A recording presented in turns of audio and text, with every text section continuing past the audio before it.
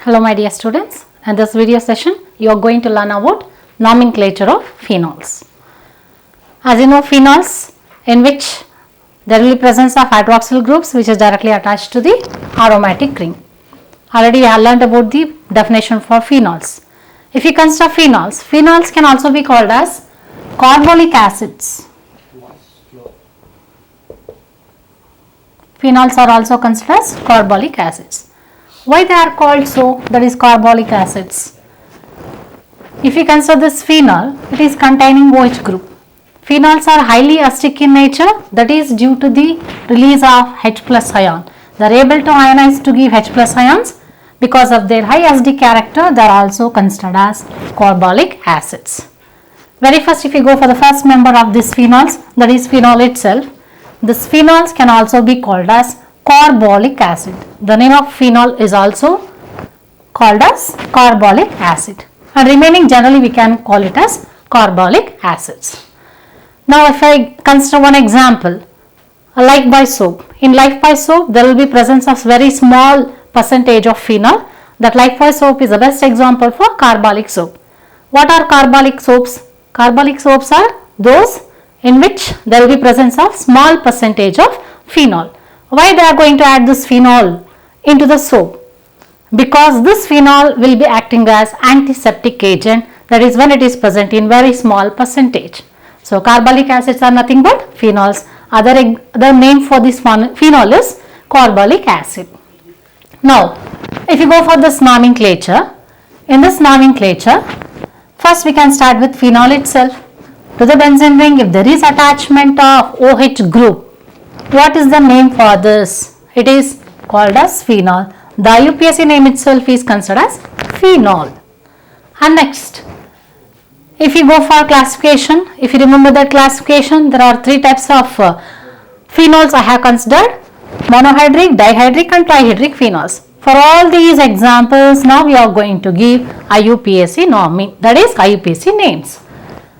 Once you start with, to the benzene ring, if there is attachment of OH, then at the adjacent side, that is at ortho position, if there is presence of CH3, then what it is called as 2-methyl phenol. Why we have to consider that number 2? Here OH group to which carbon atom, that is carbon to which OH is attached, it is given the first position. Then there is a substituent on right hand side, hence it is given the second position. So 1, 2, 3, 4, 5, 6. At second position you will get that prefix as 2-methyl phenol. So orthocresol, the IUPAC name for orthocresol is 2-methyl phenol. Then for metacresol, what is that IUPAC name? This methyl group is present in alternate position to this OH. So exactly you are going to get a third position for this methyl group. Hence, what is that prefix? 3-methyl phenol. Phenol itself is a parent name and the substituent is methylic group. 3-methyl phenol. Next, if you go for paracresol, where methyl group is diagonally opposite with OH group, that is in phenol. In case if you substitute methyl group at para position to OH, it will be named as paracresol. Then what IUPAC name you are going to give for this? Methyl phenol. So these are the three types of cresols which are given IUPAC naming. Then if you come for dihydric phenols, in case of this, first we can start with benzene 1,2-diol is the name given for this. If two OH groups are directly attached to the aromatic ring, it is example for polyhydric phenol. Now for naming polyhydric phenols, you should just retain the complete name of this aromatic ring, that is benzene. After writing benzene, you have to represent the position of this hydroxyl groups, that is 1 and 2, benzene 1,2-diol. That is the IUPAC name for this compound. Do you remember what is that common name for this? It is considered as catechol. If the OH groups are at adjacent positions. Then secondly, In the benzene ring, that is to the benzene ring, if two hydroxyl groups are attached directly at alternate position, it will be considered as resorcinol. What is the IUPAC name you are going to give for this resorcinol?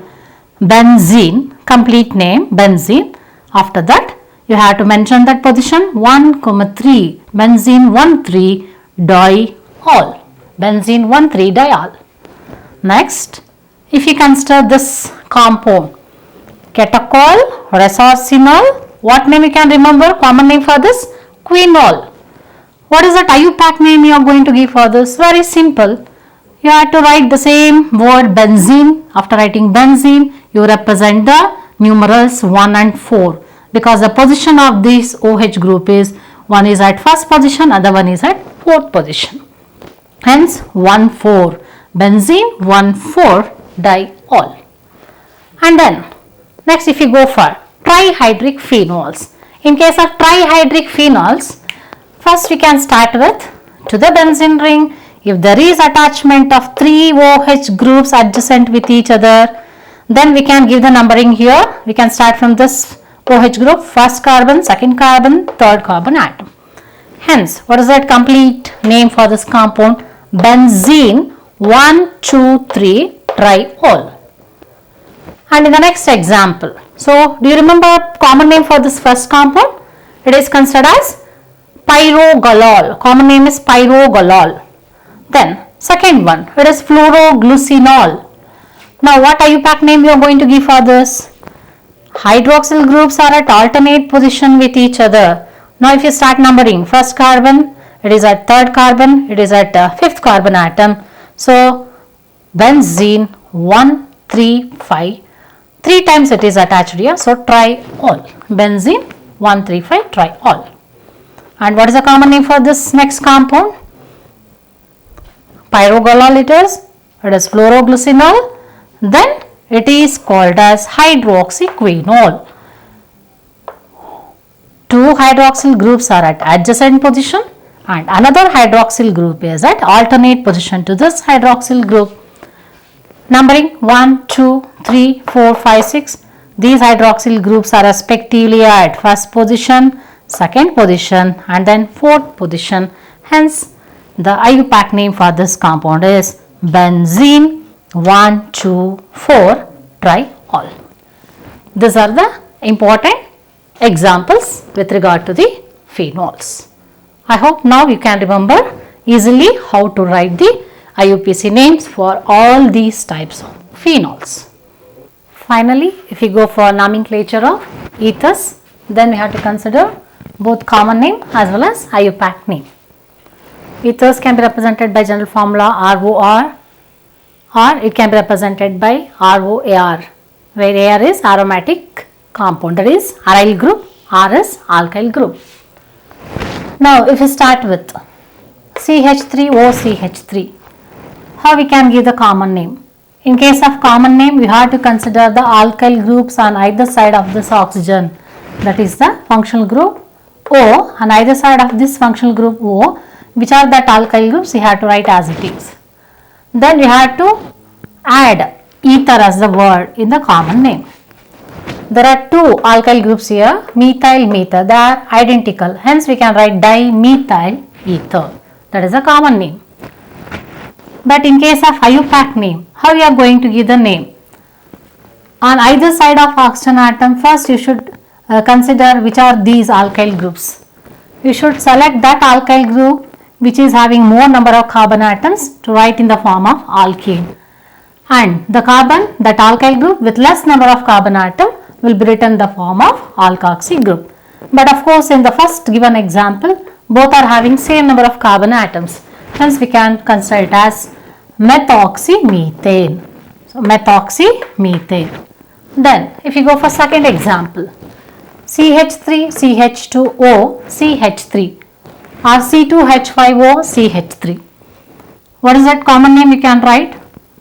One side there is ethyl group, another side there is methyl group. But alphabetically which one we can prefer first? E, that is ethyl. Then we can write methyl, then ether. Ethyl, methyl, ether.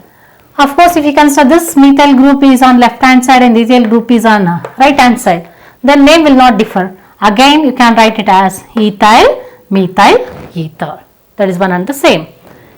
In case of IUPAC name, here CH3, CH2, it is having 2 carbon atoms, whereas CH3 it is having 1 carbon atom. Hence, the alkyl group with lesser number of carbon atoms is included along with the oxygen. We can write it in the form of alkoxy.